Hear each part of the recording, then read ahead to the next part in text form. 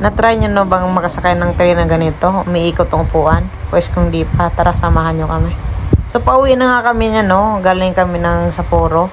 So yan yung sasakyan naming train pauwi. Tingnan mo Bi, nalungkot naman ako kasi magkasabay nga kami sa train. Hindi naman kami magkatabi. Diyan ako sa likod. Sabi ko dito na lang ako sa gilid. Bi, pwede ko kaya to ikot-ikoton tong upuan na to. Kasi gusto ko sanang magkaharap kami kasi nasa likod ako. Ayan, pumisto ako.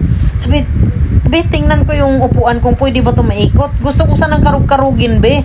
Sabi ko, Bi, try ko nga kaya. Kasi sabi ko, bakit dyan ka sa harap? Ako dito sa likod. Ano ba naman tong binok mong ticket man? Kaya ginawlaw-galaw ko siya, Bi, oh. Sabi siguro ng mga wala na nga silang katabi, ikot-ikot na.